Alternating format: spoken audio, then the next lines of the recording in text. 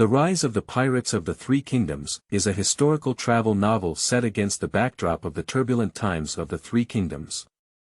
The protagonist Ye Feng unexpectedly traveled to the end of the Han Dynasty, just before the Yellow Turban Uprising, when the people were struggling. With the wisdom and courage of modern people, he gathered in a remote area of Yizhou to protect himself.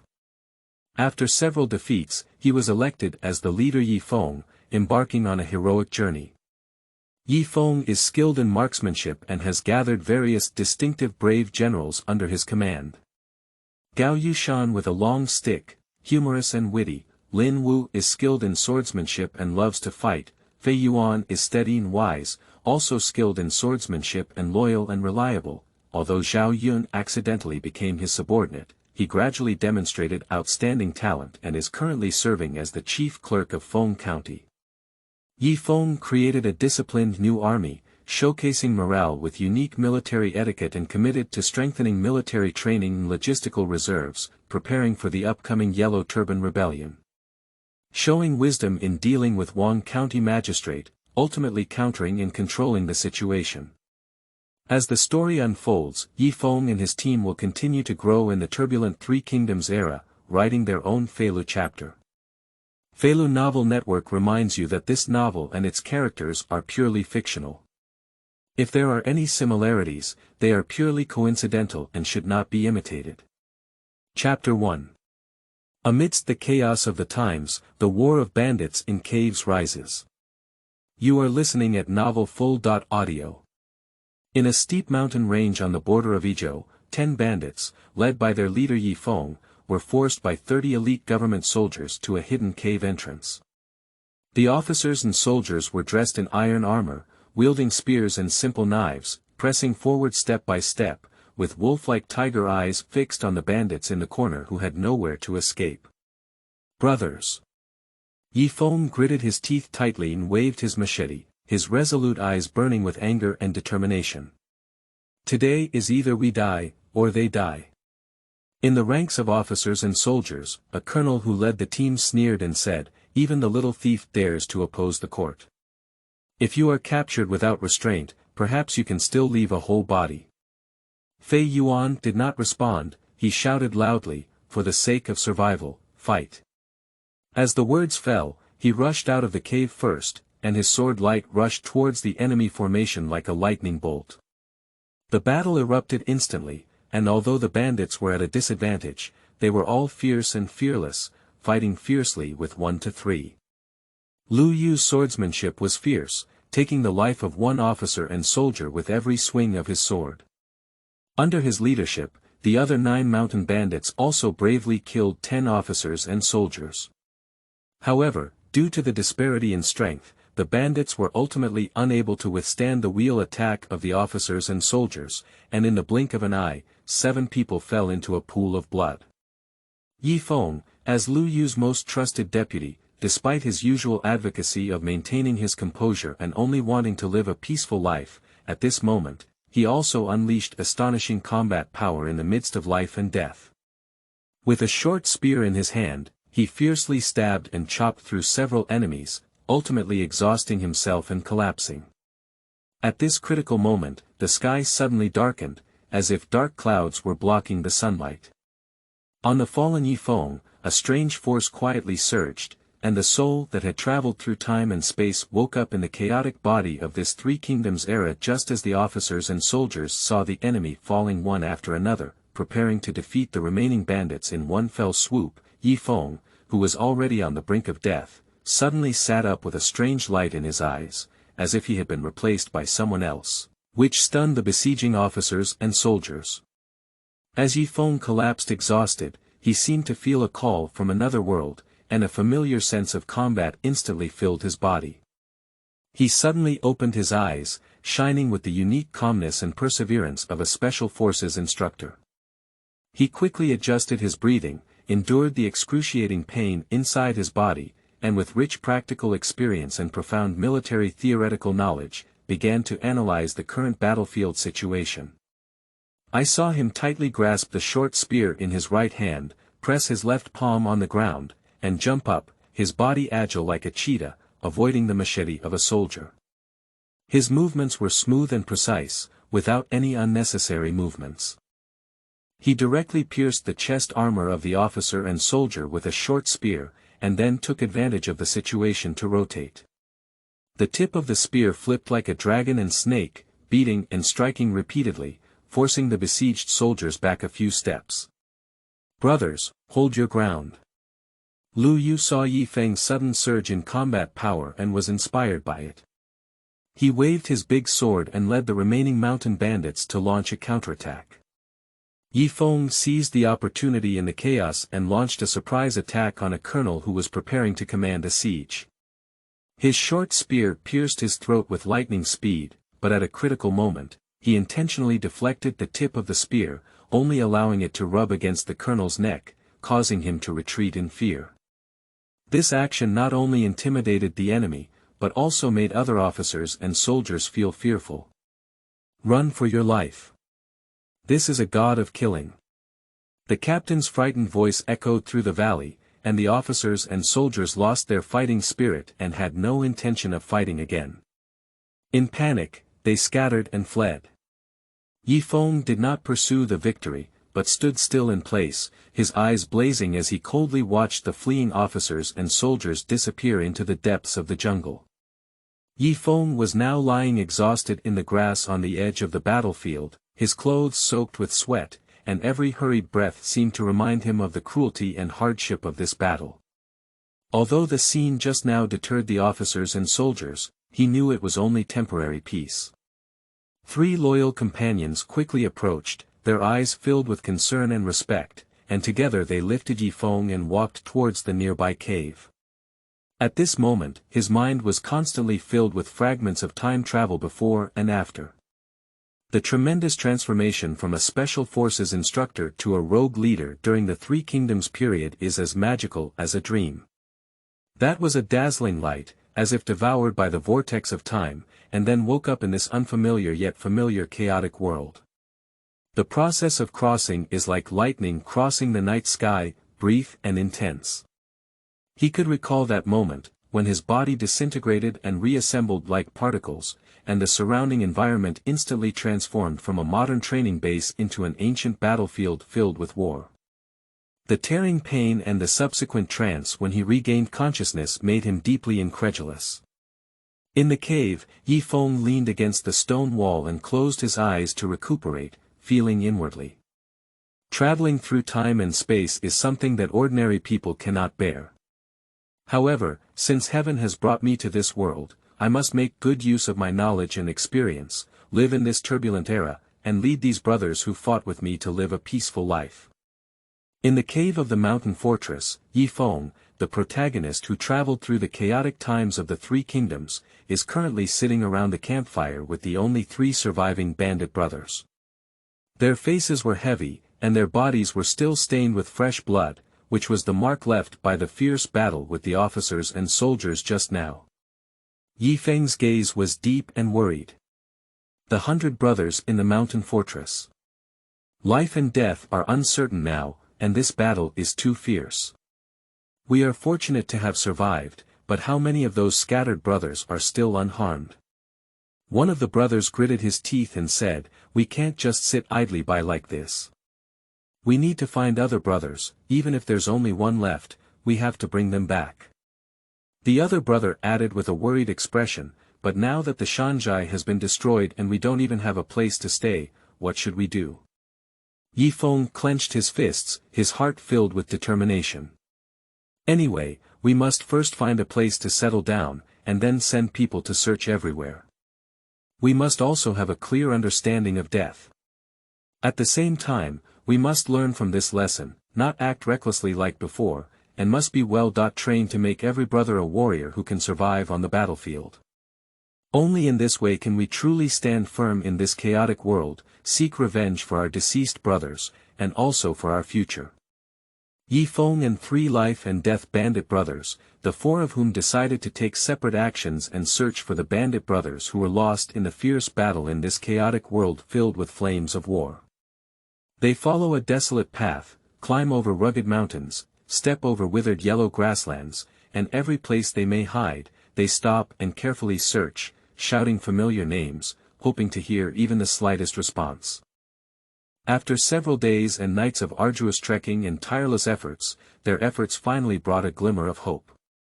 In this endless escape and search, they gradually discovered about 20 equally lucky surviving copycat brothers, some with scars and some showing signs of fatigue, but their eyes were shining with the resilience of surviving the disaster. These survivors support each other or struggle to survive alone. Despite being in dire straits, they still have expectations for life and are determined to rise again in the future. When they saw Ye Feng and his group, their hearts were filled with indescribable sadness and joy, and they gathered together, forming a new force. In this way, they, who were almost completely defeated from a team of 100 people, relied on each other's trust and perseverance to successfully find more than 20 survivors, not only expanding the number of people in the team, but also strengthening their determination to rebuild their homes. Ye Feng was well aware that this was just the beginning, and there were even more severe challenges ahead waiting for them to face and overcome. Qingming outing and happy reading. Charge 100 and get 500 VIP coupons. Immediate recharge, activity period. April 4th to April 6th. Chapter 2. Deep Hatred Like the Sea. You are listening at Novel Full.audio. In the dimly lit cave, Ye Feng and 20 injured brothers sat together, and the campfire reflected their tired and determined faces. Each scar tells the story of a life and death struggle they had just experienced, with 7 brothers suffering particularly severe injuries, weak breath, and hanging on the brink of death. Ye Feng furrowed his brows, with deep sadness and helplessness in his eyes.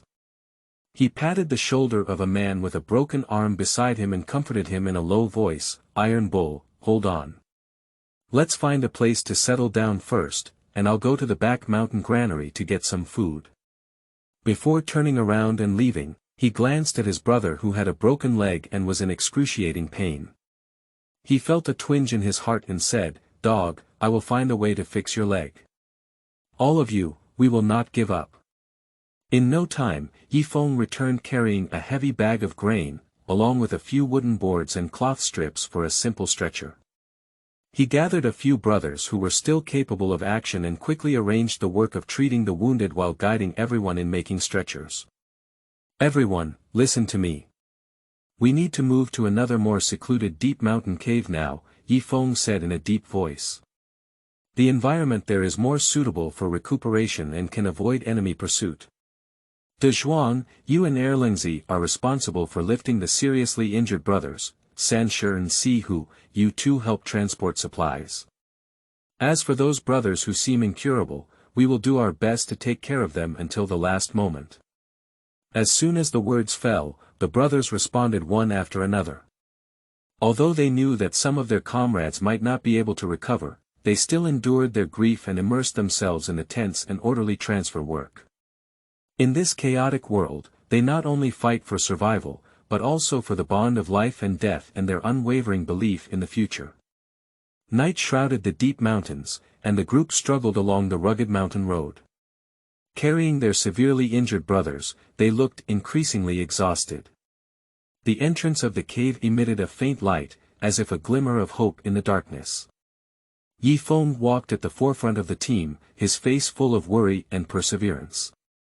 He looked back at the scene behind him and saw that the 3 brothers who were originally seriously injured had closed their eyes forever, while the remaining 4 were like candles in the wind, with a faint breath. Fei Yuan followed closely behind, his face serious, his gaze fixed on the dying brothers, his heart aching like a knife. He silently took out the few remaining bandages from the package and tried his best to bandage their wounds, trying to stop the continuous gushing of blood. "Boss Yi, I'm afraid these brothers won't be able to make it through." Fei Yuan's voice was deep and hoarse, filled with helplessness about the impermanence of life and death. "We don't have enough medicinal herbs, we're almost running out of clean water." Ye Feng put down the stretcher on his shoulder and turned to look at Lu Yu, his eyes flashing with determination. "Fei Yuan, what we can do now is to make them walk more comfortably. You continue to bandage them, and I'll go find any herbs or water sources nearby that can be used." Fei Yuan nodded and said, "Okay, Mr. Yi, be careful. We are indeed facing a shortage of resources now, but we cannot just give up like this. Even if there is only a glimmer of hope, we must try our best to fight for it." So, Ye Feng hurriedly left in the darkness, searching for any resources that could save lives, while Fei Yuan stayed in the cave and continued to do his best to take care of those struggling brothers, praying for a miracle to happen in his heart.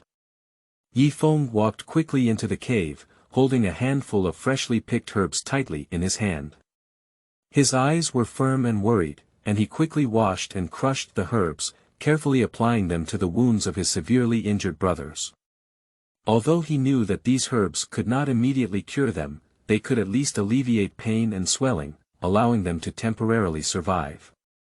The cave is filled with the bitter and astringent smell of herbs, which is intertwined with the faint rice fragrance of porridge when it is boiled, forming a special taste of life in the war years.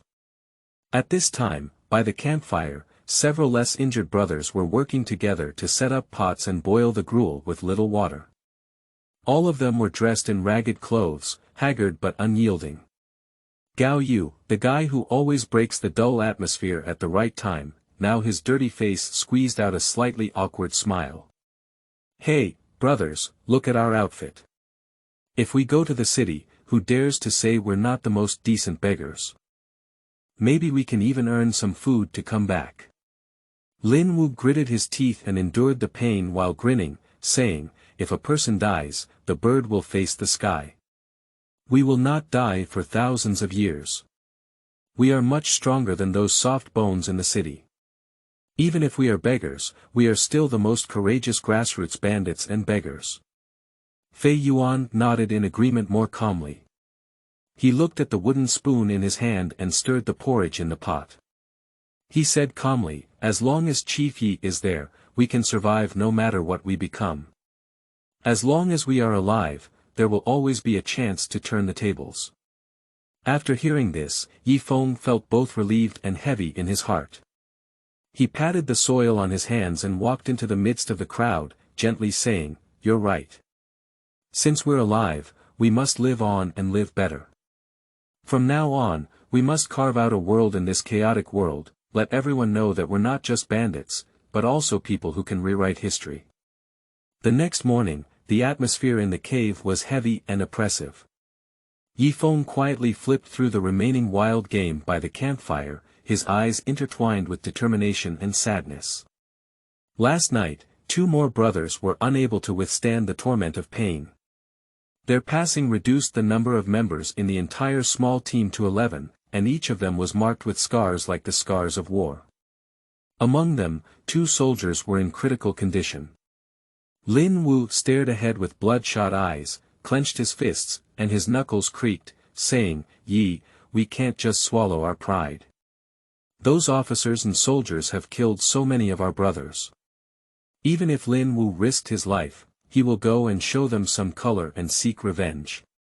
Although Gao Yu still wore his usual smile, there was a hint of desolation in his smile. Lin Wu is right.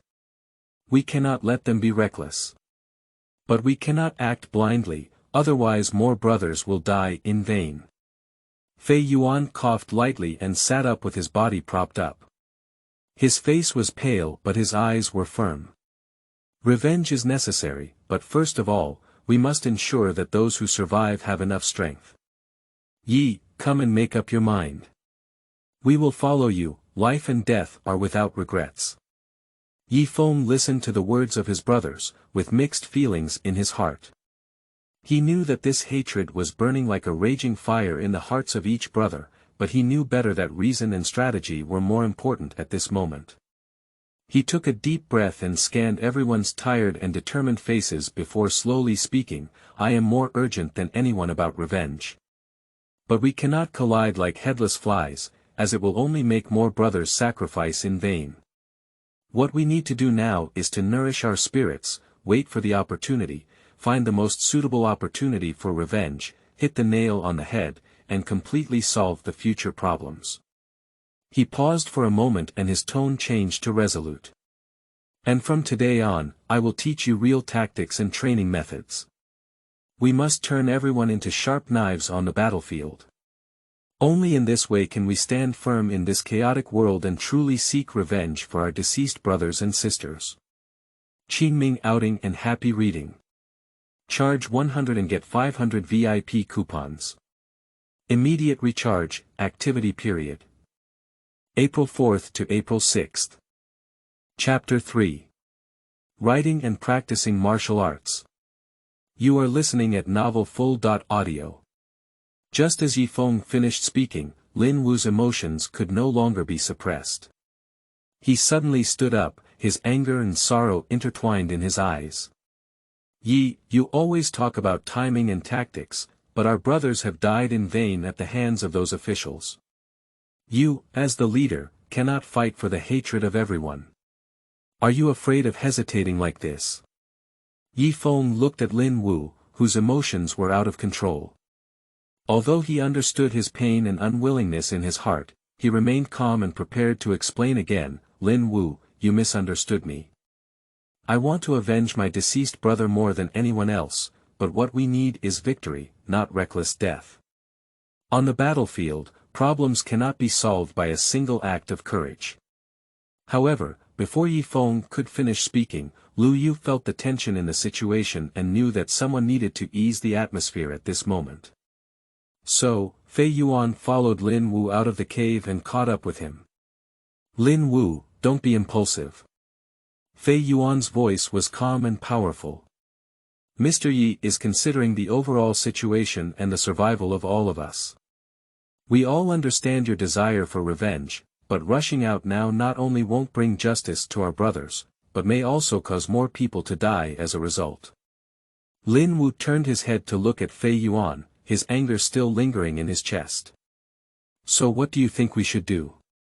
Is it okay to just watch our brothers die in vain? Fei Yuan patted Lin Wu's shoulder and said earnestly, revenge is not a momentary impulse, but requires sufficient strength and wisdom. Yi Laoda's words are not about retreating, but about making us stronger so that we can completely destroy the enemy in the future. This is the best tribute to our deceased brothers. You must trust Yi Laoda's decision, he is looking for the most favorable opportunity for us. Lin Wu listened to Fei Yuan's words and his eyes gradually changed from impulse to contemplation. He clenched his fist tightly and nodded heavily. The anger in his heart gradually transformed into firm determination. Although he still held his breath, he began to understand and accept Ye Feng's strategy and long-term plan. 3 days later, the atmosphere in the cave gradually returned to calm and order. Ye Feng watched as his brother's injuries gradually healed and their physical strength also recovered. He knew it was time to further strengthen the team's strength. Fortunately, the previous bandits not only left behind this hidden cave that was easy to defend and difficult to attack, but also stored a large amount of food and water, which gave them a temporary foundation of self-sufficiency in times of chaos. In order to improve the overall combat effectiveness and survival ability of the team, Ye Feng decided to undergo strict military training. He was well aware that in a chaotic world like the Three Kingdoms, without solid military discipline and practical combat skills, he could not survive this life and death struggle. So, he will start with the most basic Q exercises, and then conduct comprehensive teaching and practice in areas such as physical fitness improvement, combat skills, wilderness survival, and tactical coordination. Every morning, when the sun first rises, everyone is led by Ye Feng to do morning exercises, including basic physical fitness projects such as running, push-ups, and weightlifting, in order to enhance their physical fitness. Next, he will personally demonstrate and guide the use of various weapons such as knives, guns, swords, and halberds, and organized simulated combat exercises to enable each member to become familiar with and master the methods of attack and defense. In addition, he emphasized the importance of formation and taught everyone how to flexibly arrange formations according to terrain changes, winning with less. At the same time, due to his background as a bandit, he was well aware of the importance of concealment and ambush. Therefore, He specially designed some stealth and surprise training for enemy operations behind the enemy lines, ensuring that each team member can become a sharp knife to penetrate the enemy's territory when necessary. For those two seriously injured brothers, if their physical condition allows, Ye Feng arranged for them to undergo rehabilitation training and involved them in some auxiliary work, such as sentry duty or material management, so that they can also feel their value and contribution in the team. In this way, under the careful guidance of Ye Feng, the originally scattered grass bandits gradually condensed into a disciplined and powerful small army.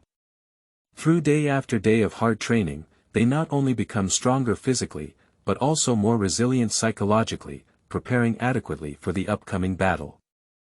After practicing for 2 days, Lin Wu found Ye Feng at the end of the team's training. He had an unhappy face, and his rough face was full of doubts and dissatisfaction. I saw him strode towards Ye Feng with great strides, slamming his long sword on his waist and exclaiming in a resounding voice. "Boss Ye, what's the use of doing these serious training? We used to rely on strength and courage to make a living. If we really go to the battlefield, we just need to fight back and forth. Why bother troubling our own people under this sun?" Upon hearing this, Ye Feng did not immediately respond. Instead, he smiled and looked at Lin Wu's unyielding spirit before slowly speaking up. "Lin Wu brothers, having great strength is certainly an advantage on the battlefield, but relying solely on their strength to charge forward and backward may not be sustainable. Do you think, in this chaotic world, we are not only facing other bandits, but also the elite troops of regular warlords? They not only have high personal martial arts skills, but also strict military discipline and tactical cooperation. If we only fight alone, even if we can kill him back and forth, how many times can we survive?" Ye Feng paused for a moment, his gaze fixed on Lin Wu, and he continued. "The purpose of our militarized training is to teach everyone how to better protect themselves, so that each and every one of us can survive in battle. No matter how powerful the person is, if they cannot cooperate in combat, they will eventually find it difficult to stand alone. Only by improving overall strength can there be a glimmer of hope and even a chance to turn defeat into victory in the face of powerful enemies. So, this is not only to enhance individual strength, but also to enable the entire team to advance and retreat together in life and death. Do you think this is the truth?" After listening, Lin Wu furrowed his brow slightly. Although he was a bit unwilling, he also realized the profound meaning in Ye Feng's words. He silently weighed it in his heart and finally nodded heavily. Although he didn't say anything, his eyes showed recognition and respect for Ye Feng's viewpoint. He knew that Ye Feng did this in order for everyone to go further and live better in this chaotic world. 2 more days later, Ye Feng gathered everyone in a corner of the camp. He took out a stack of bamboo slips and a few brushes, and decided to teach everyone how to read and write. The rough men were originally skilled warriors on the battlefield, able to remain calm in the face of the enemy's swords and shadows, but now they are all stumped by this pile of study treasures. Seeing this, Ye Feng understood and spoke up, "Brothers, I know most of you don't like these literary and artistic things. You think it's better to just mount a horse and kill the enemy. However, in this chaotic world, only force is not enough. Learning to read and write can not only help us better understand military orders and tactics, but also record our achievements and stories, and pass them on." The crowd began to hear voices of dissatisfaction, and Lin Wu couldn't help but speak up. "Yi, how could we rough people have the patience to rub our strokes? Look at my hands. I'm used to holding knives, guns, bows, and arrows, and even asking me to take a pen makes my hands cramp." Gao Yu also joined in and said, "Yes, riding is even more tiring than riding a horse and shooting arrows. I think it's better to practice more times to charge into battle, that's the real thing." Although Fei Yuan remained silent, his face was also filled with confusion and helplessness, indicating that he was also somewhat at a loss for this sudden, cultural class. After listening, Ye Feng shook his head with a smile and continued to explain, "Brothers, we grassroots bandits also need to have culture and constantly improve in order to stand firm in this chaotic world. Don't forget, sometimes a letter or a piece of paper can affect the outcome of a war. So today, I will teach you the most basic words to let you know the power of words. Let's take it slow and not rush for success. Qingming outing and happy reading. Charge 100 and get 500 VIP coupons. Immediate recharge, activity period. April 4th to April 6th. Chapter 4. Coming out of the thief's hand and entering the thief's nest. You are listening at novel full.audio. At this moment, in this hiding place in Yizhou, Ye Feng saw his two dying brothers gradually recovering from their injuries and could barely walk around. He insisted that they start learning to read and write. In times of chaos, he was well aware of the importance of knowledge and culture in improving the quality of his team. Despite the harsh conditions and the lack of the four treasures of writing, such as pens, ink, paper, and inkstones, Lin Wu used readily available wooden sticks as brushes, while the muddy ground became natural paper. Faced with such a rudimentary learning environment, many brothers who fought bravely together have made complaints. Some say, "We are bandits, not here to learn how to write." Some joke, on the battlefield, swords and halberds are the real martial arts. Can writing withstand the spears of the government? Some mutter with a worried expression, "These days are tough enough, and we have to poke and draw on this soil. It's really unnecessary." Ye Feng smiled but remained silent, only saying that it was okay to do it, and there was no food to eat if not done. This move is indeed the most effective. Ye Feng was discussing the recent situation with several close brothers in the camp when the scout suddenly rushed into the tent and knelt down to report, "Leader, we just found out that there is a large group of hungry people on the southern official road, with a population of about 100 people. They came along the way, obviously all driven by hunger." Upon hearing these words, Ye Feng's face changed slightly, and his eyes gazed deeply at the boundary line of Yizhou on the map. After pondering for a moment, he turned his head to look at Fei Yuan, Lin Wu, Gao Yu, and others around him and asked, "Brothers, how do you view this matter? Does this sudden influx of hungry people indicate that the Yellow Turban Rebellion is quietly approaching our Yizhou?" Fei Yuan's face was grim as he analyzed, "The Yellow Turban Rebellion army is accustomed to coercing the people. Perhaps they are expanding their power during the famine. We cannot take it lightly, but we cannot wrongly harm the innocent." Lin Wu was impatient and waved his big knife firmly, saying, "If there is any abnormality in the yellow scarf, we must prepare in advance. But if it is only the suffering people, we should also extend a helping hand. After all, the hearts of the people are crucial to the overall situation." Although Gao Yu is usually playful and unpredictable, he also shows a thoughtful side at this moment. He lightly tapped his long stick in his hand and smiled, saying, "After all, there may be talents hidden among the hungry who can add strength to my village. Feng Gu, you have always emphasized benevolence, right? Why don't we personally go and explore the truth? It can not only save people from water and fire, but also prevent accidents." Ye Feng nodded and had a plan in his heart. "You all make sense. It's not too late. I've decided to personally take a few brothers to investigate the situation. We must ensure the safety of the people, and also be vigilant of any possible threats." So, Ye Feng, carrying his 5 most trusted subordinates, each wielding their own weapons, silently left the camp and headed towards the direction of the homeless and hungry people. Upon seeing the situation, Gao Li couldn't help but twitch in his heart as he saw the group of starving people who were as thin as a stick and had no blood on their faces. His compassion was evident in words. He turned to Ye Feng and his 4 other brothers, Gao Yu, Lin Wu, Fei Yuan, and another brother who came together, frowning and saying, "Everyone, this scene before us is truly heartbreaking. The people are displaced and hungry, and it's not something we want to see." Ye Feng took a deep breath, calmed his mind, and said in a deep voice, "Brother Gao is right. Since we are the masters of our own country, we should take it our responsibility to save the people from water and fire. Now, the first thing we need to do is to confirm their identity and purpose. If there are innocent suffering people, we must find ways to help them. If there are Yellow Turban Rebellion mixed in, we need to be cautious in dealing with them to avoid being taken advantage of. Gao Yu suggested, why not arrange some food and water for them first, and send someone to secretly observe their actions to see if there are really any abnormalities. Lin Wu said together, yes, we should give while exploring, combining movement and stillness, not harming innocent people, and not letting go of suspicious people.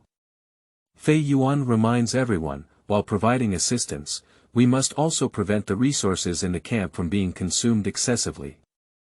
We must ensure that the basic living conditions of the existing members are not affected. After some discussion, the 6 people decided to handle this matter with a gentle and cautious attitude, providing relief while strengthening vigilance, striving to find a pure land in the turbulent and chaotic times, sheltering the suffering people, and always being vigilant against any possible changes. Upon hearing that Lu Yu mentioned possible changes in nearby counties and towns, Fei Yuan volunteered to investigate the truth. He clenched his fists and said to his brothers, Brother Lu, Brother Yi, since this situation exists, Fei is willing to go to the area around Wang County to investigate and find out why these refugees are here. Lin Wu patted his shoulder and said confidently, Brother Fei, be careful and adapt to any situation. If there are strong enemies, avoid them if you can. Do not act recklessly. Gao Yu also interjected, half joking and half serious, saying, don't forget, we still have a group of mouths waiting to eat here.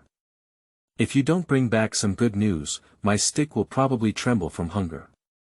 Ye Feng nodded to signal Fei Yuan's action and warned, be careful, not only to uncover the truth, but also to ensure your own safety.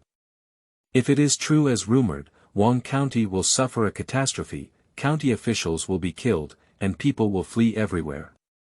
We will do our best to provide shelter. Fei Yuan nodded firmly, bowed his hand and bid farewell, then rode away.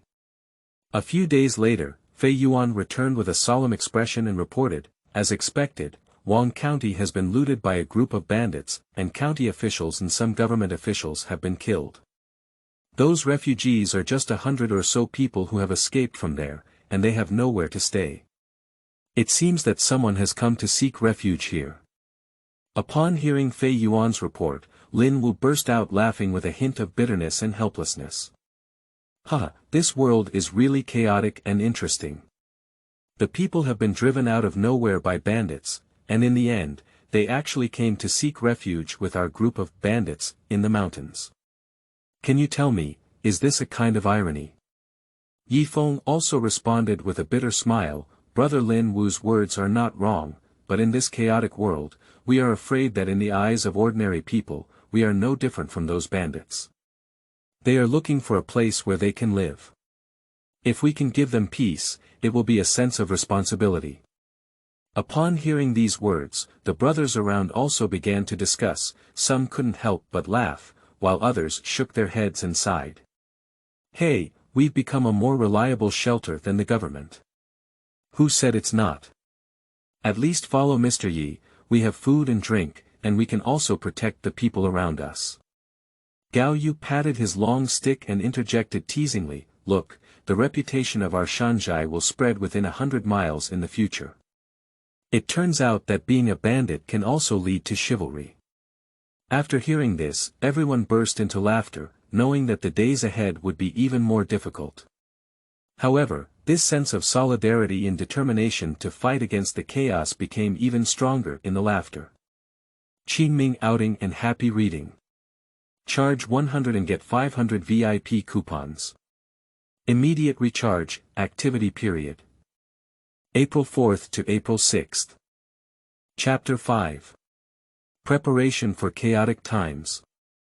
You are listening at novelfull.audio. Upon seeing this, Ye Feng felt many emotions in his heart, but he didn't say much. He knew deeply that in this chaotic world, human life is like grass, and one can save another. He decisively waved his hand to his brothers beside him, signaling that they immediately remove the stored grain from the warehouse.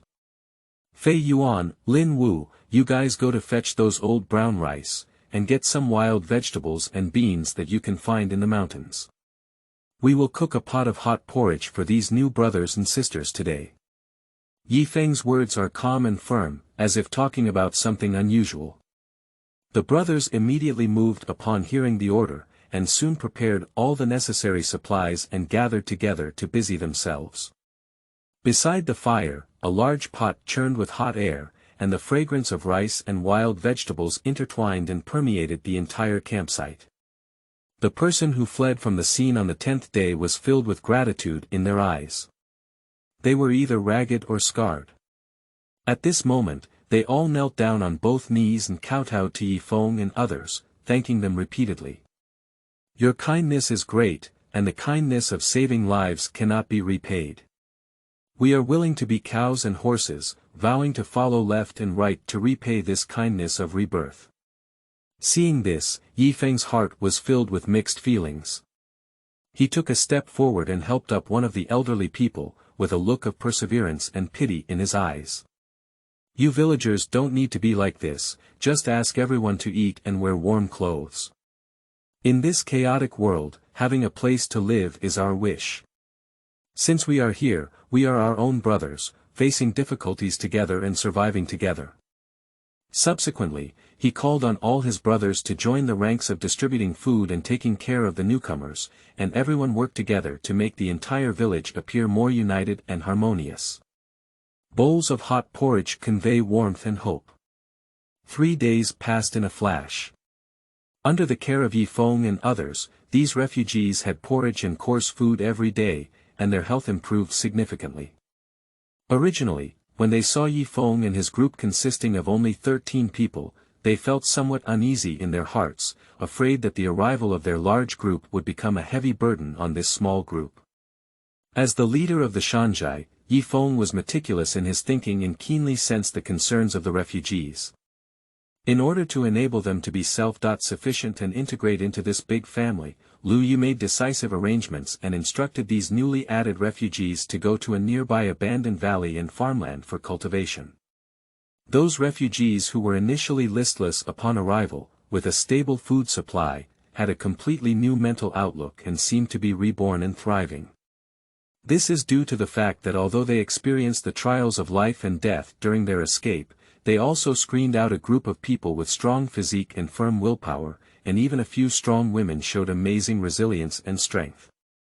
Under the leadership of Ye Feng, the refugees began to pick up agricultural tools, cultivate and sow, and the long-lost labor songs and laughter echoed in the valley. The originally barren land gradually revealed a vibrant scene of vitality. Despite the difficult conditions, everyone harbored a desire for a new life and created their own future with diligent hands. And those women with particularly good physique are even more impressive. They not only sweat in the fields, but also take on tasks such as sewing, cooking, and taking care of young children in the camp, becoming an indispensable force in the village. Ye Feng and others also followed the labor force. Originally, there was a piece of land that was taken care of by them in a Shanzhai, but now 100 people have arrived, and the labor force has caught up. They say they are bandits, just a group of tax evaders. After 2 more days, Ye Feng felt that there were strong and determined young people among these refugees. In order to enhance the overall combat and survival capabilities of the team, he decided to select 60 young and strong individuals for military training. After gathering everyone, Ye Feng, Lin Wu, and others rigorously screened and ultimately determined these 60 elite candidates. Ye Feng carefully divided these 60 people into 6 classes, with one of his brothers serving as the class monitor, responsible for daily management and military training.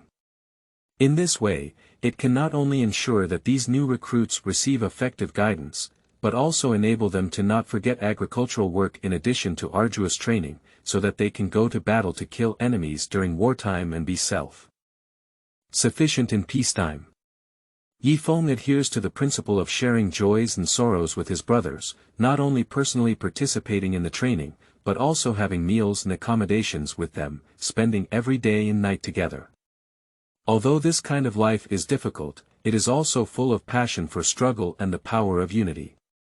Day after day, in the blink of an eye, time flew by. The team in the valley of Yizhou, led by Ye Feng, grew stronger and gradually revealed the embryonic form of an iron-blooded force.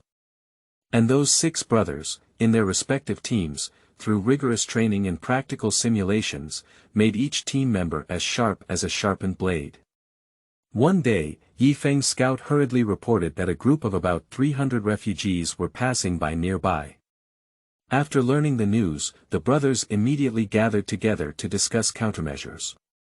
Lu Yu first spoke up. This group of refugees has a large number of people. If they can be properly resettled, not only can we strengthen our strength, but we can also demonstrate our compassion and perhaps win hearts in times of chaos. Fei Yuan appeared more pragmatic, suggesting, but we need to first understand their origins and backgrounds, prevent them from infiltrating the enemy's meticulous work or bandits, and also ensure that our existing resources can support the lives of more people. Gao Yu humorously interjected, if there were also a few talented people like Lin Wu in this group, then our army would be lively.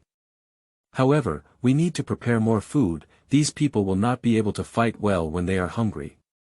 Lin Wu laughed and cursed, Gao Yu, you know how to eat. Don't forget that they may also be our future comrades in arms, so we can't miss out on training. After a moment of contemplation, Ye Feng made a decision. Your brothers are absolutely right. We must accept them with kindness and act with caution. I intend to send a few credible brothers to contact this group of refugees, see if they are willing to join us, and, on the premise of confirming their safety, bring them to live and work together in the valley before conducting necessary military training. As for resource issues, we need to plan and allocate them in advance to ensure that everyone has food to eat and something to do. So, under the arrangement of Ye Feng, several reliable individuals approached the refugee team and began a new round of acceptance and integration work. The forces in the valley of Yizhou quietly developed and grew stronger. Ye Feng took in this group of refugees who had fled Tian County due to excessive exploitation by the government, feeling deeply troubled by the difficulties of the world. He keenly sensed that the smoke of the Yellow Turban Uprising was gradually spreading in various places, and it was feared that it would soon spread to the relatively peaceful land of Yizhou. In order to cope with possible war, he was determined to transform these refugees into a force capable of self-protection. After the disaster victims settled down in the valley, they thanked Ye Feng and his brothers for their kindness and were deeply grateful. Ye Feng selected 100 individuals with excellent physical fitness and firm willpower from them, organized them into 5 classes, and decided to personally lead 4 of them as company leaders for training and guidance. The remaining 12 brothers who share life and death are each responsible for 1 class, serving as class leaders to jointly cultivate this unit. Every day, Ye Feng organizes strict military training for new recruits, starting with basic formation exercises, marching formations, and then practical exercises in marksmanship and swordsmanship, striving to build them into a disciplined and powerful team. At the same time, he also realized the importance of cultural education and arranged to teach them how to read and write, understand some basic tactical strategies and historical knowledge, so that they not only have a strong physique, but also have a certain level of intelligence and cultural literacy. In this way, the originally displaced refugees have gradually become a significant local force that cannot be underestimated, gaining a foothold in turbulent times and being fully prepared for possible future challenges. Qingming outing and happy reading. Charge 100 and get 500 VIP coupons. Immediate recharge, activity period. April 4th to April 6th. Chapter 6. The First Battle of the Rogue Rebels. You are listening at novelfull.audio. Half a year passed in a hurry, and the 100 refugees led by Ye Feng practiced day and night in the valley. Not only did their physique become stronger, but their martial arts skills also improved day by day. However, the weapons in their hands were always a problem, and due to resource scarcity, they had to use wooden sticks as substitutes for training. Nevertheless, these soldiers have reached a relatively high level of combat with their unwavering willpower and rigorous training. One day, 12 class leaders gathered in Ye Feng's temporary camp, and everyone's faces were filled with determination and expectations. Lin Wu took the lead in speaking and said to Ye Feng with a firm expression, "Big brother, our brother's guns, sticks, swords, and swords are all made of wood. Although our martial arts have been practiced in real combat, if we really want to go to the battlefield, these things won't be of great use." Fei Yuan followed closely and added, "Yes, big brother. You see, we don't even have decent weapons now. How can we defend the mountain fortress? The matter of grabbing some weapons can't be delayed any longer. Brothers are all holding back a bit." Although Gao Yu enjoys joking on weekdays, he still said seriously at this moment, "Don't talk about those tough battles, just be afraid that if you encounter bandits and don't have a guy in your hands, it will be a waste of life.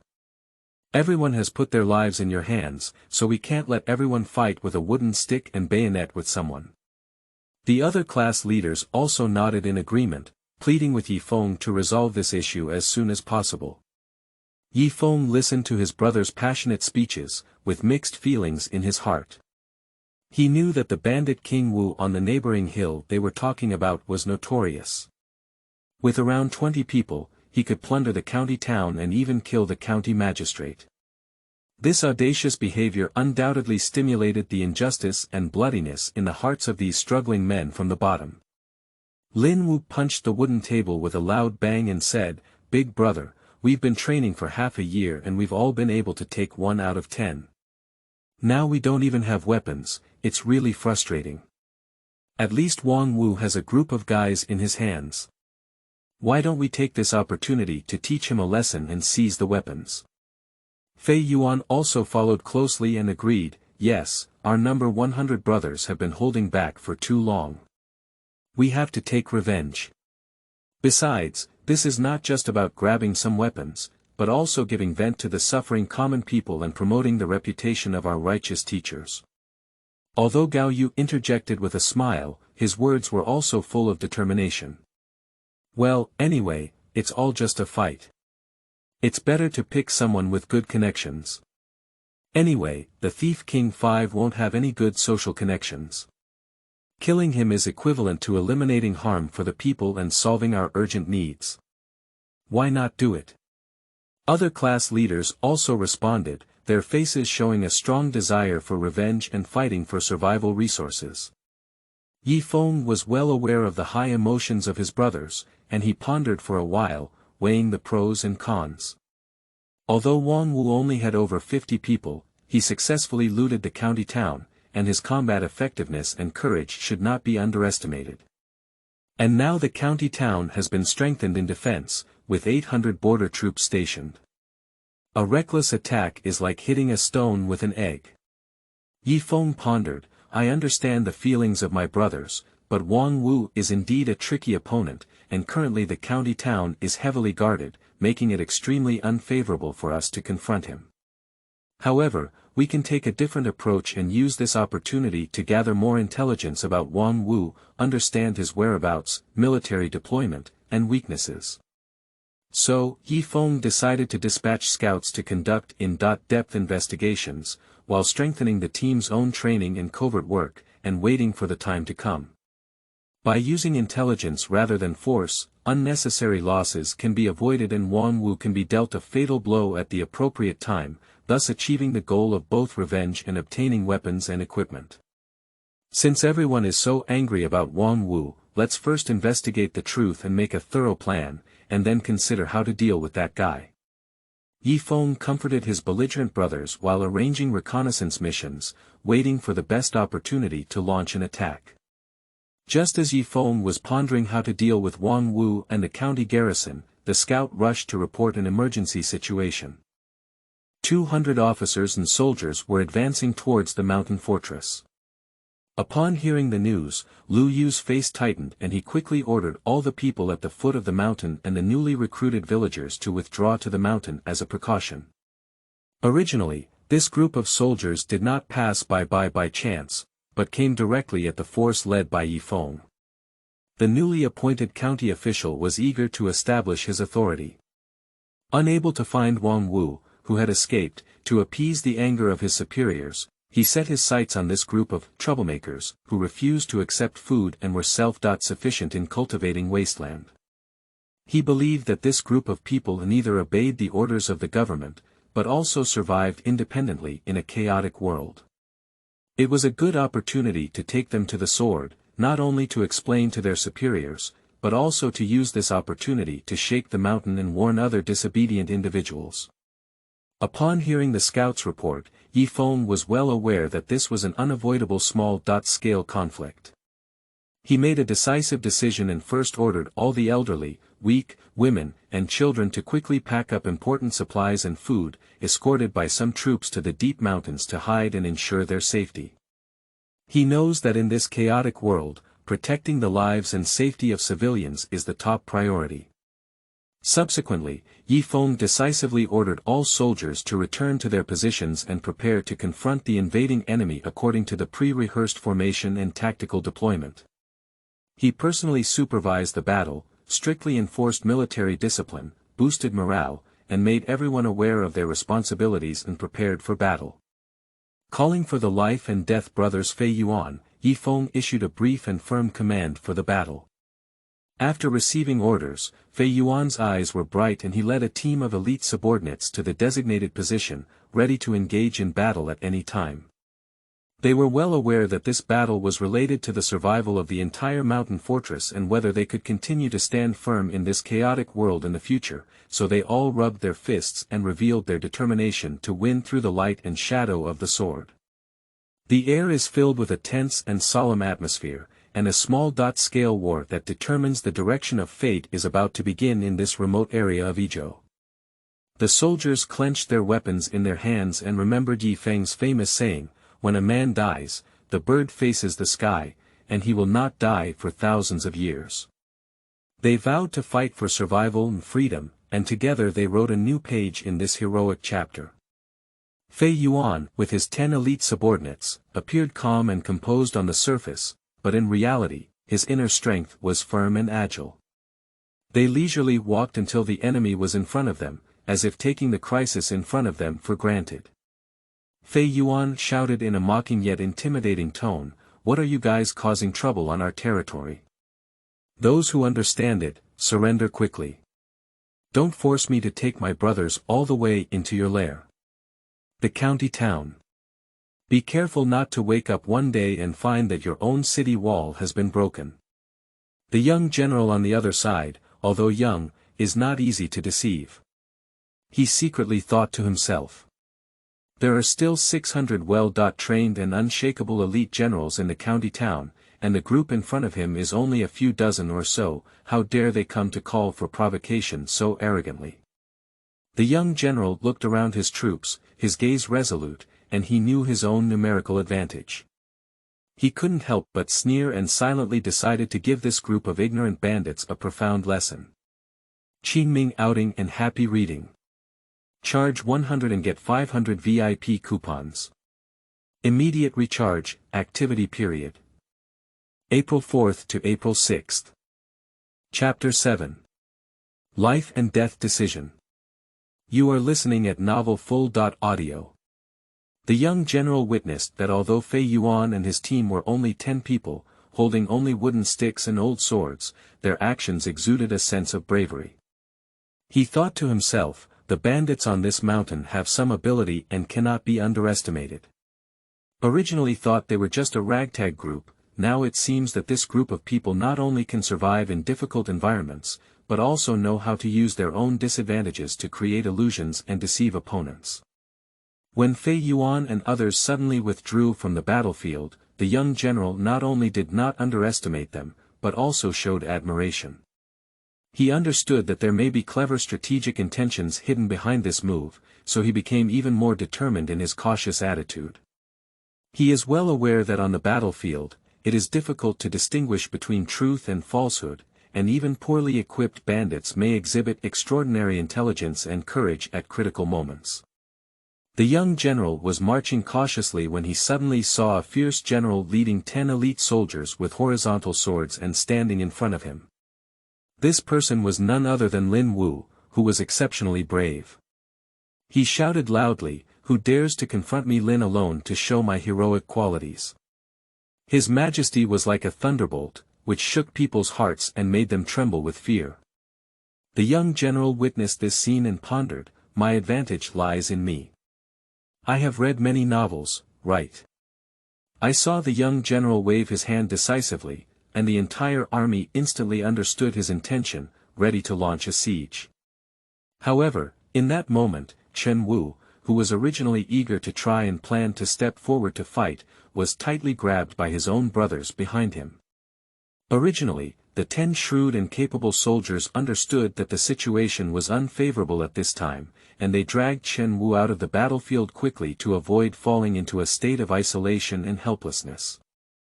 The young general chased closely, but Lin Wu and his team escaped like a cunning rabbit and disappeared into the depths of the dense forest in an instant. He led his soldiers to search for a while, but ultimately failed to achieve anything. He couldn't help but marvel at the opponent's agility in his heart. At this moment, another elite team of 10 people appeared in his sight. They were not as provocative as the previous team, but instead walked with a sense of peace. The leader was none other than Ye Feng. Seeing this, he walked slowly forward with a gentle and profound tone, saying, "General, this time leading the army seems to be just following orders. Your brothers also eat imperial food, and their lives are precious. Why waste their lives on this barren mountain range?"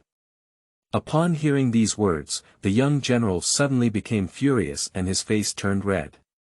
This is his first time leading the army in battle, and his inner anxiety and pressure make it difficult for him to calmly think about military strategy. At this moment, facing Ye Feng's seemingly casual persuasion, the young general only feels that it is a doubt and insult to his command ability, and how can he still consider tactical considerations?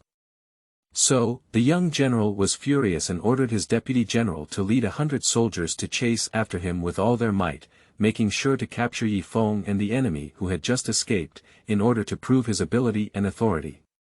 Ye Feng saw the deputy general running so fast that he didn't even catch up on horseback.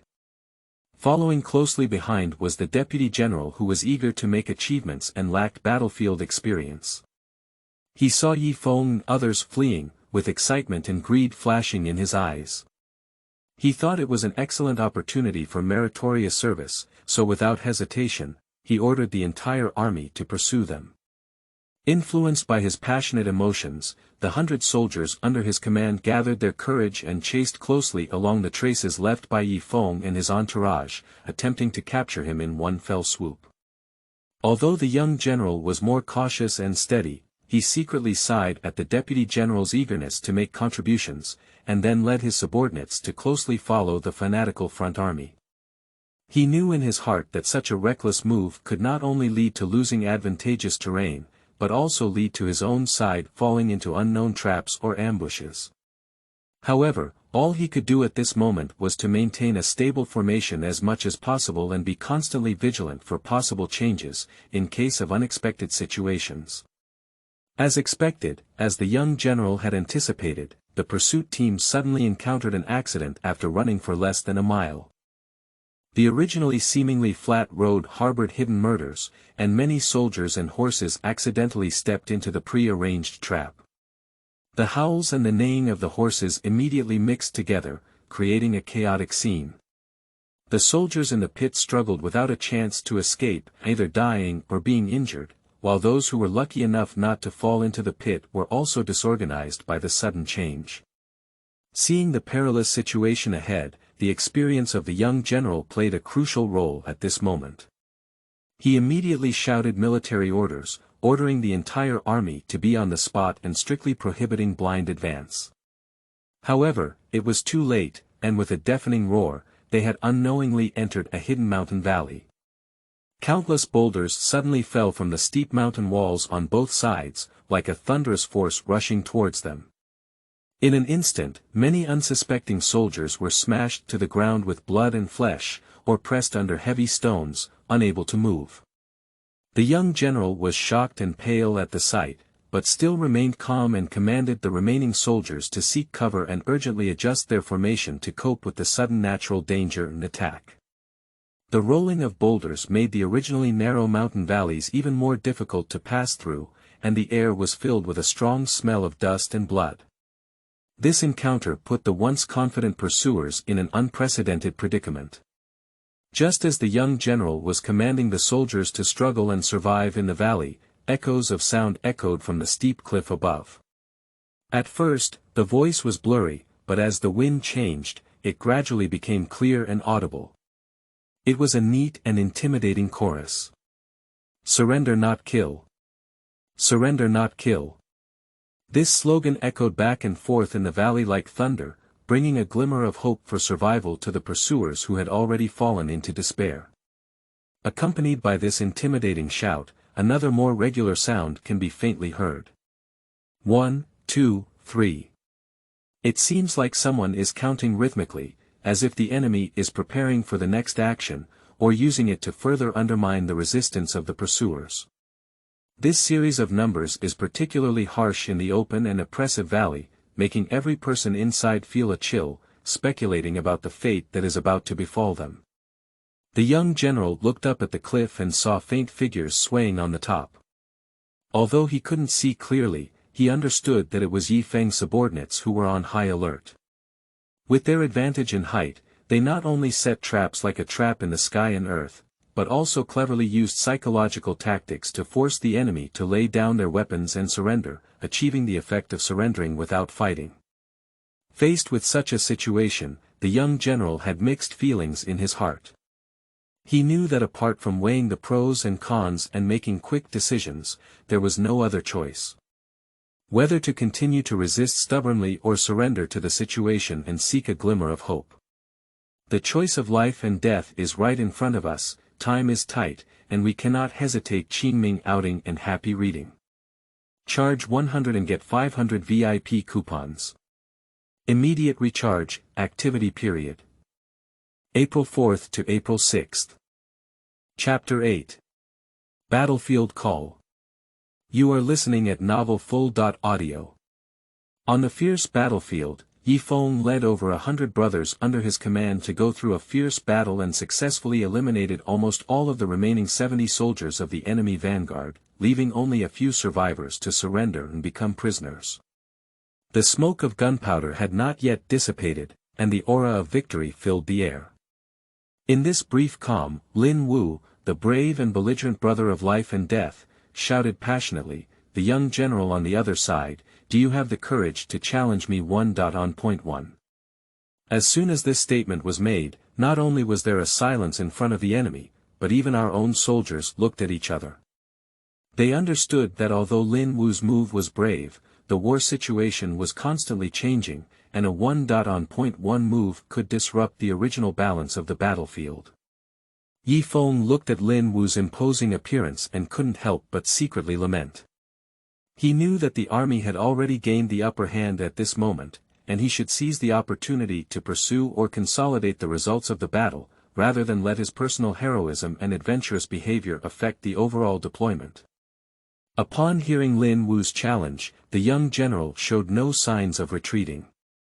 He held his head high and responded loudly, "Why not dare? If we want to have a high score in the martial arts competition, we naturally need to have good luck." Seeing this, Ye Feng nodded inwardly. He knew that this unnamed young general was not just an ordinary person. He had the courage to fight, but also had his outstanding qualities. So, Ye Feng steadily approached and scanned the situation on the battlefield with fiery eyes, then calmly said to the young general, "Okay, the martial arts competition requires a good start. But now that we are facing each other, you are already surrounded by us and the situation is unfavorable. In my opinion, if you want to compete, you must have a good start.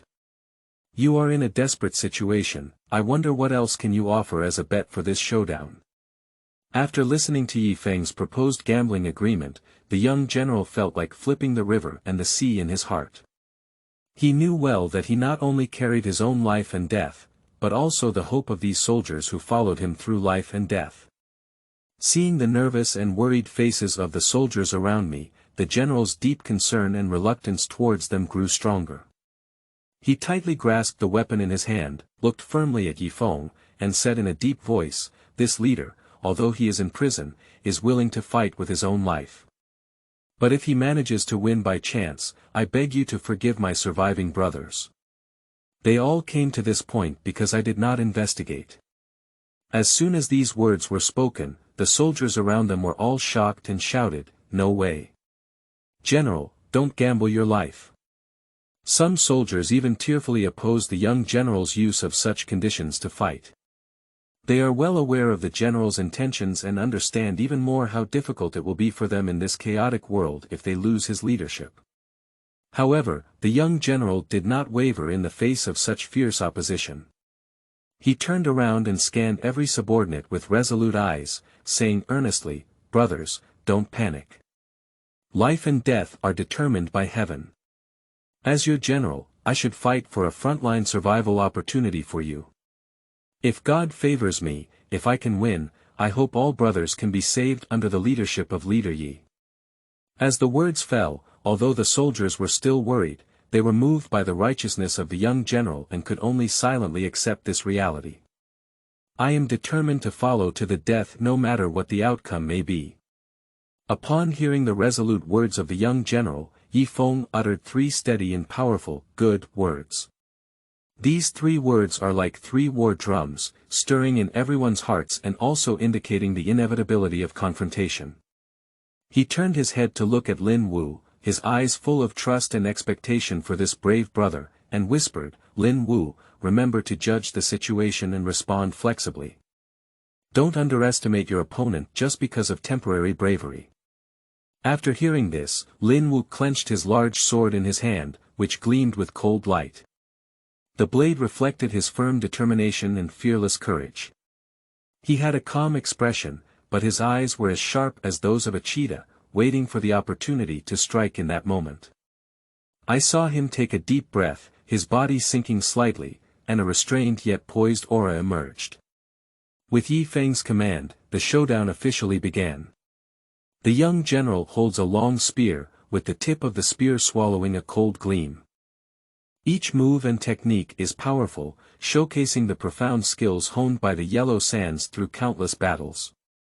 The marksmanship is like that of a dragon and a snake rising from the ground, sometimes sprinting and sometimes sweeping, with both attack and defense in the midst of the flying spear shadow, which can be said to be exquisite. Lin Wu did not flinch in the face of such a fierce attack, but instead countered it with his exquisite swordsmanship. He has steady steps, his body moves with the knife, and the light of the knife is like a silver moon breaking through the air. Every block and counterattack is extremely precise, cleverly resolving the deadly threat of the opponent's gun tip pressing straight to the throat, and he can instantly find the weak gap in the opponent's defense to counterattack. The 2 of them came and went, and the battle had already passed 100 rounds. The scene was once stuck in a stalemate. Every time a weapon intersects, it is accompanied by the sound of air being compressed and the deafening sound of metal and iron clashing.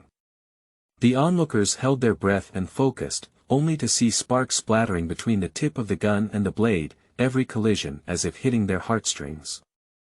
Although the young general's marksmanship is fierce, Lin Wu's swordsmanship is more vivid and contains profound true qi. The young general attacks like a raging wind and rain, while Lin Wu guards like a rock and the river flows. This duel maintained an evenly matched momentum throughout the 100 rounds, not only showcasing the outstanding martial arts skills of both sides, but also presenting an exciting and unparalleled life and death battle. In that tense and intense confrontation, Lin Wu's confrontation with the young general lasted for 300 rounds. As time passed, although Lin Wu was brave and fearless, his physical strength gradually declined, and his sword skills began to appear somewhat inadequate. His defensive actions also began to show flaws. Ye Feng has been closely monitoring the development of the battle situation. When he saw the young general capturing Lin Wu's fatigue, his eyes twitched and his gun suddenly surged. Just as he was about to take down the assassin, Ye Feng decisively took action. Ye Feng's body was like an electric shock, and his spear shot out quickly. Just at the critical moment, he separated the young general's fatal shot at Lin Wu. He said firmly to the young general, "You let them go back, keep the weapons and armor." As Ye Feng's words fell, dozens of brothers, although deeply reluctant in their hearts, understood that the big picture had been decided, and could only reluctantly take off their armor, put down their weapons, and leave reluctantly. Lin Wu saw that he had lost the battle and still wanted to challenge himself again to save face. However, at this moment, he was glared fiercely by Ye Feng, which contained not only strictness but also profound concern. Lin Wu immediately understood Ye Feng's good intentions, so he gritted his teeth to suppress his unwillingness and followed the order to rest.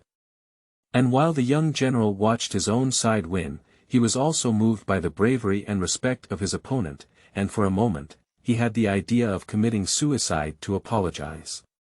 Just as he pointed his sword at his throat and was about to cut himself off, Ye Feng had already seen through his thoughts and used his skills again. He leaped forward and took off the long sword in the young general's hand with one sword, shouting, "You are my spoils of war. Without my command, how could you die easily?" This statement not only affirms the life of the young general, but also recognizes his value.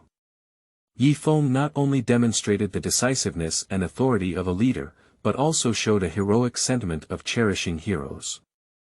Qingming outing and happy reading. Charge 100 and get 500 VIP coupons. Immediate recharge, activity period. April 4th to April 6th. Chapter 9. Bandit Transformation. You are listening at novelfull.audio. Ye Feng was busy directing his subordinates to clean up the battlefield, sweat and dust mixed together, and his spear in his hand shone coldly in the sunset. The scattered weapons, tattered flags, and fallen enemy soldiers on the battlefield witnessed the intense battle just now. Just as everyone was orderly packing up the spoils of war, a scout galloped over and knelt down on one knee, saying, "Brother Yi, 600 soldiers have been sent from the county town ahead to reinforce." Upon hearing these words, Ye Feng furrowed his eyebrows and pondered for a moment before making a quick decision. "Brothers, speed up. We must evacuate this place before the enemy arrives and store these fruits properly." He looked around, looking at the wreckage of weapons and seized armor on the ground, feeling secretly pleased. "Lu Yu, you are responsible for counting the equipment." Ye Feng ordered to Lu Yu beside him, "Pick out those high-quality armor, as well as usable items such as swords, and make sure to count them as soon as possible." After receiving orders, Lu Yu quickly gathered his men and began to get busy. After a quick and meticulous sorting, Lu Yu reported, "Brother Yi, we have gained quite a lot this time, with over 80 pairs of high-quality armor. In addition, there are countless types of long and short swords, roughly calculated to be over 300 pieces.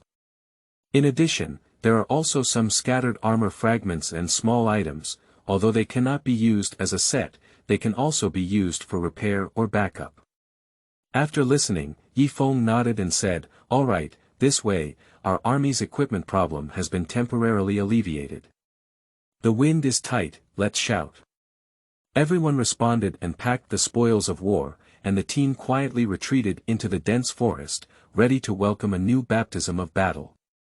Ye Feng found a hidden and open space deep in the dense forest and gathered his brothers to sit around.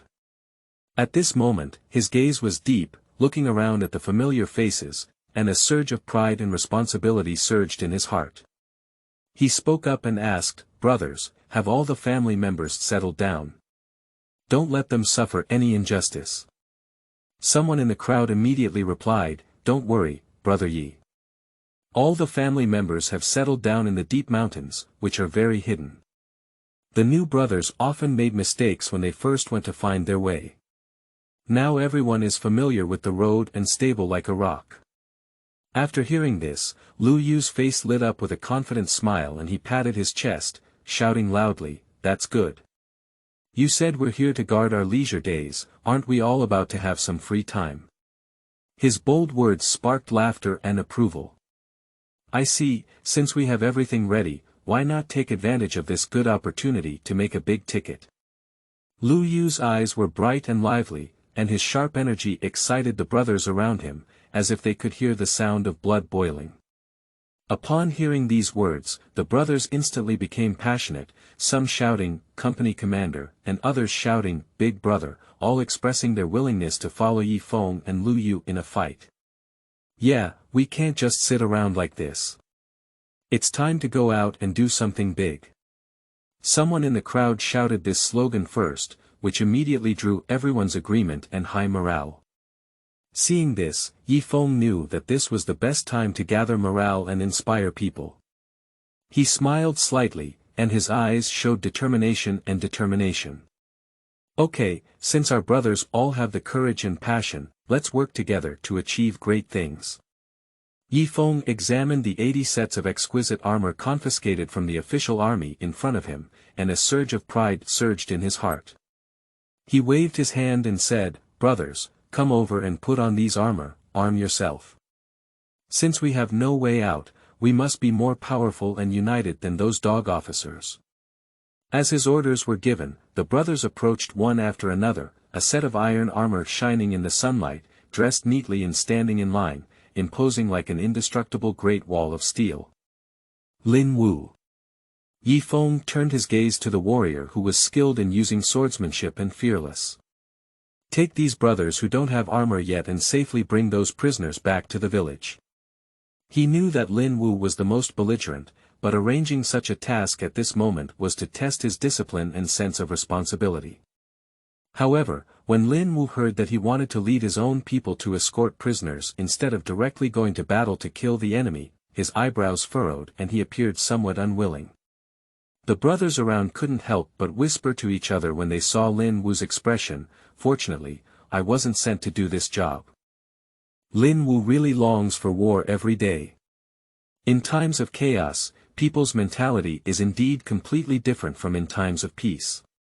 Warmongers like Lin Wu may be able to sweep 1,000 troops on the battlefield, but in maintaining daily life and dealing with prisoners of war, they need to restrain their sharpness more and learn to prioritize the overall situation.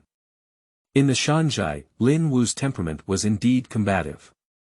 When he heard Ye Feng scold so harshly, although he had a hint of fear in his heart, he was more eager to fight on the battlefield. Upon seeing this, Ye Feng's face turned pale, and his anger was about to burst out in his eyes. He knew the importance of strict military discipline, especially in this chaotic world where any failure to comply with military orders could bring catastrophic consequences to the entire team. "Lin Wu!" Ye Feng shouted in a deep voice, "You bravely fought alone, ignoring the overall situation of the battlefield, and now you have disobeyed orders. If you don't punish severely, how can you subdue the people? If I don't punish you today, how can we govern the army tomorrow? You should be beheaded on the spot." Upon hearing this, the surrounding soldiers dared not neglect and immediately approached to prepare to drag Lin Wu out for disposal. However, a group of brothers knelt down to plead for mercy upon seeing the situation. They knew that although Lin Wu was reckless, he was also genuinely willing to fight for the knockoff. As Ye Feng watched this scene, his heart was also filled with mixed flavors. He knew that strict punishment and law enforcement were not a long-term solution, and they also needed to win people's hearts. So, at a critical moment, he made a decision. "Lin Wu, in memory of your past achievements and the hardships of your brothers, our village leader will spare your life for now. However, the military orders are like mountains, and violators will be punished. We have now removed the position of squad leader and appointed the deputy squad leader." With this decision, the brothers breathed a sigh of relief. Although Lin Wu was full of unwillingness, he also understood his own wrongdoing and could only accept orders to repent. The team returning to the Shanzhai is led by Fei Yuan. Fei Yuan was ordered to go, and Lin Wu was also taken. Ye Feng led 80 elite soldiers under his command, skillfully choosing a rarely traveled path based on his familiarity with the terrain and astute judgment. He made many twists and turns along the way, successfully avoiding the sight of the main force of the official army and piercing straight into the enemy's rear. Along the way, they hid their tracks and acted quickly, finally quietly arriving at the gate of the target county under the cover of darkness.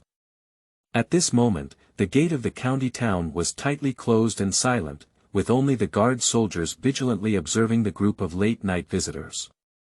I saw a soldier walking out of the city tower in confusion and shouting to Ye Feng and others, "Aren't all the adults going to attack the bandit stronghold? Why are you back now?" After hearing this, Ye Feng's heart was filled with mixed feelings, but on his face there was a hint of helplessness and determination. He let out a long sigh and explained to the soldier, "The bandit stronghold was built against a steep cliff, making it easy to defend but difficult to attack. Mr. Zhang Jiezhang found that a hard attack on the front line was not the best strategy, and he cherished the lives of his soldiers. Therefore, he ordered me to lead a strange army back to the county town and request the county magistrate to allocate 500 soldiers to build a small fortress below the bandit stronghold, surround it without attacking, cut off its food and grass supply, in order to achieve the goal of starving the bandits to death. Qingming outing and happy reading. Charge 100 and get 500 VIP coupons. Immediate recharge, activity period. April 4th to April 6th. Chapter 10. Transport Captain County Magistrate. You are listening at novelfull.audio. After hearing about Ye Feng's arrival, the gatekeeper knew the urgency of the situation and dared not delay at all. He immediately rushed into the mansion to report to the county magistrate. Upon hearing this urgent report, the county magistrate also knew that the situation was urgent. He immediately dressed up and went to the city gate, deciding to personally welcome the young general who was shouldering the heavy responsibility. As the heavy city gate slowly opened, the county magistrate walked steadily out with a solemn and hopeful expression on his face. He could see Ye Feng's figure from afar, as well as the 80 soldiers neatly lined up behind him, each with a resolute face and well-equipped equipment, all showing their elite spirit. I saw Ye Feng raise his hand, as if there was already a tacit understanding. These 80 soldiers instantly formed a tight protective circle around the county magistrate, and their spears flickered in the cold moonlight, like a moving copper wall and iron wall. This move not only surprised the county magistrate himself, but also left the onlookers and the public stunned. The servants were puzzled and thought to themselves that there was no obvious danger in the county town at this time. Why did Ye Feng surround the county magistrate so tightly?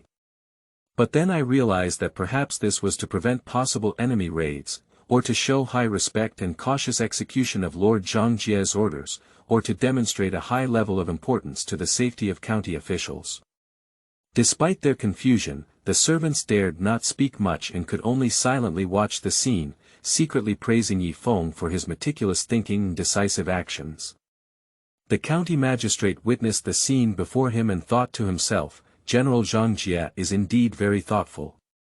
Is it because he is worried that I may hesitate or not cooperate, so he has taken such strict protective measures?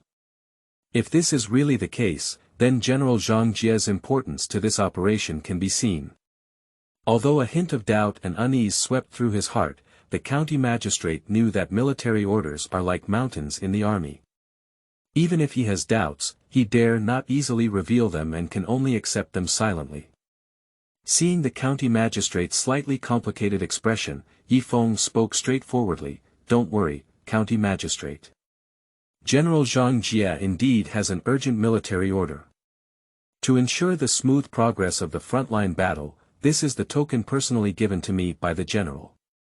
With this, Ye Feng carefully took out an identity card from his pocket, shook it in the dim light but didn't show it, and then hid it in his pocket again. The situation on the front line is severe, and I have been tasked with transporting 200 of them to the designated location. Ye Feng's words are firm, and his eyes sparkle with determination. General Zhang Jie has strictly ordered the recruitment of 500 soldiers, and they must all be assembled within an hour in order to accompany this batch of armor to the battlefield. After listening to Ye Feng's urgent military order, the county magistrate was well aware of the urgency and significant responsibility of the situation and took immediate action without hesitation. He quickly dispatched his confidants to the arsenal to gather supplies. In an instant, more than 200 pairs of shiny and well-crafted armor were taken out one by one, neatly stacked aside, waiting for shipment. Due to the urgency of time, the county magistrate personally urged the yamen officers to swiftly load these precious war readiness materials onto 5 sturdy large carriages. A quarter of an hour passed in a tense and orderly busyness, and the captors drove their armored carriages to the assembly site at lightning speed. The brothers all showed excitement upon seeing this. Ye Feng cleared his throat and let out a light cough, signaling his brothers to remain calm and disciplined. He knew very well that he should not panic at this moment due to a momentary impulse, so he calmly commanded several strong, agile and reliable brothers to drive the carriage, ready to set off. When taking a solemn farewell to the county magistrate, Ye Feng expressed his deep gratitude for the county magistrate's strong cooperation and support, and promised to live up to his trust to ensure that this batch of armor was delivered to the front line in a timely and safe manner, and to help the soldiers quell the rebellion as soon as possible and restore local peace. The county magistrate also nodded in greeting, encouraging everyone to be careful all the way and hoping for their safe return. Subsequently, under the watchful eye of the county magistrate, Ye Feng led his brothers in a carriage and roared away. On the way to the remote stronghold in Yizhou, Lu Yu was marching with his brothers. At this moment, the team was filled with a relaxed and happy atmosphere, and everyone was chatting and laughing. The topic was naturally inseparable from the generous donations of the county magistrate. "You say this county magistrate is really our lucky star." A brother excitedly patted the brand new armor on the carriage. "Look at these guys, they are all top-notch goods. This time, it's like a bolt in the bucket." Another brother chimed in and said, "Isn't that right? Compared to our previous scrap metal, it's a world of difference." This time, the county magistrate not only gave weapons, but also 5 carriages in one go. He really treated himself like our transport captain. Everyone nodded in agreement, laughing one after another, and Fei Yuan couldn't help but joke, "He wants to send a few more war horses over, maybe they will all join our grassland rebel army to fight in person." As the words fell, everyone burst into laughter again. Gao Yu also joked along, waving his long stick and saying happily, "Oh my, if only every county magistrate knew current affairs so well, then why do we worry about insufficient equipment? As long as Mr. Yi gives us a command, we can confidently go and quell the chaotic times." As night fell, the 800 soldiers were on their mission to besiege Ye Feng mountain fortress. Due to the darkening of the sky, they decided to temporarily withdraw to the county town for rest and launch another attack tomorrow. Their tired team turned back along the road they had arrived, hoping to return to the city as soon as possible and stand guard for reinforcements. However, halfway through, they unexpectedly encountered a large group of people walking forward at full speed, including the figures of strong men. Just as the 800 soldiers were filled with confusion and surprise in their hearts, a man dressed as a constable rushed out of the crowd and rushed to General Zhang, gasping for breath before urgently reporting, "General Zhang, aren't you planning to trap the bandits in the mountains and cut off their supplies for them to collapse?" Seeing this situation, the villagers heard about it and generously donated their funds, voluntarily organizing these 800 strong soldiers to come and help fight against the bandits together. Upon hearing these words, Zhang Jie immediately felt confused and didn't understand why the normally conservative people would take the initiative to participate in the battle. In order to uncover the truth, he decisively ordered the team to return to the city first and personally had a detailed discussion with the county magistrate, hoping to understand the truth of the matter. After a conversation, Zhang Jie couldn't help but break out in a cold sweat. If the number of Ye Feng's troops exceeds 200, it may indeed make it difficult for the 800 soldiers to return to the county town smoothly, and may even cause a reversal of the situation, posing a great threat to the government. The next morning, Ye Feng summoned the leaders of various departments in the assembly hall of the mountain stronghold. Although the conference hall was rudimentary, it appeared unusually solemn due to the enthusiasm and determination of the crowd. The sunlight slanted through the old window frames and reflected on Zhang Gangyi's face. Ye Feng sat at the top, his eyes bright and focused. He clenched his spear and spoke firmly, "Brothers, although we won yesterday's battle, the official army will never give up. Their power is huge and they may make a comeback at any time. I expect they will definitely try to invade again, so we must plan ahead and use the geographical advantage of the mountains and forests in Yizhou to fight our own mountain guerrilla war. Before he could finish speaking, Gao Yu stood up, his long stick leaning against the wall, with his usual relaxed smile on his face. Ye go, don't worry, my team has set up multiple ambush points in the back mountain, just waiting for the official army to fall into the trap. Then, let's let them taste what 10-sided ambush is. Lin Wu was also unwilling to be outdone. He clapped his big knife in his hand and said with great enthusiasm, Mr. Yi, the area I am responsible for has set up easy to defend and difficult to attack passes and traps. As long as they dare to come, they will have no return.